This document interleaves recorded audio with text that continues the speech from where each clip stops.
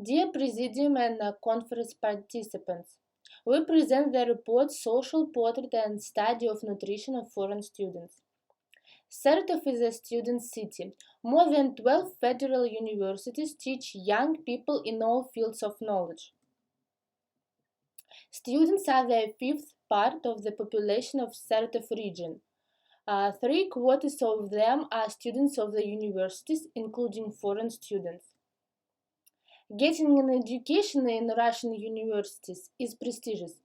Therefore, the total number of foreign students getting higher education in Russia has grown by more than 26,000 people over the past 3 years. The research was based on Saratov State Medical University, the largest federal university in the country. At this moment, students from more than 60 countries of the near and far abroad study here. Foreign students gain knowledge in their specialty and take an active part in creative sports and other events organized by alma mater and the city administration. We were interested in the social portrait of a foreign student. In that way, the purpose of this study was to form a social portrait of a foreign student getting education in Russia and to study the organization of their nutrition. Students of the Department of International Education of Saratov State Medical University were interviewed using the author's online questionnaire containing 51 questions.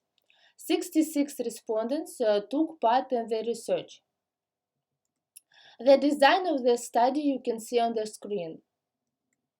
Most of the respondents are girls, which is determined by the gender composition of the university and their greater social activity. The most of respondents are 5th and 6th year students. The most active participants in this survey were students from Africa and India. By the way, you see photos of the authors and their foreign friends here and then. The native language of more than half of the survey participants is English. The rest speak the languages of Africa, India, and the others. To the question, do you like to study in Russia? Most of the respondents answered yes, and so many like the chosen specialty. 80% of respondents are engaged in scientific and social activities in their free time. They live both in hostel and in rented apartments. When moving around the city, more than 80% prefer public transport. Half of the respondents like to walk and walk several times a week or daily. Only half of the respondents said that their diet is balanced, while the most of them eat 4 times a day. On the author's photos, you can see real traditional dishes that foreign students are preparing now. Half of the students prefer to eat at home. The most of them continue to cook their traditional dishes in Russia. But there are also negative factors. Thus, most part of the respondents prefer to eat in front of a gadget or a TV. Between classes, students choose to eat in canteens or fast food restaurants. Medical students know that excess weight is harmful to health, but only half of them pay attention to the fat and cholesterol content in foods.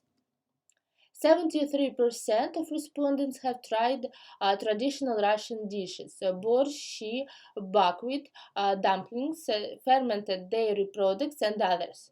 They try to study the food culture of the country in which they live. I am glad that many students are engaged in sports. They prefer to do it in the gym, park, university, and city fitness clubs.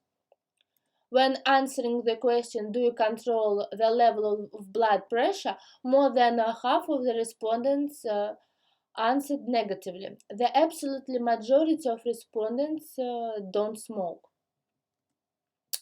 Thus, the social portrait of a foreign student is an English-speaking student who plays sports, doesn't smoke, doesn't control blood pressure, prefers to use public transport or walk, and who is engaged in scientific and social activities. He lives in a hostel or in a rented apartment, considers his diet balanced, eats mainly at home 4 times a day, cooks traditional dishes. Unfortunately, the students eats in front of the TV or phone, eats in fast food restaurants or canteens between classes, and doesn't always pay attention to the fat and cholesterol content in foods. We are planning to continue our research. Thank you for your attention.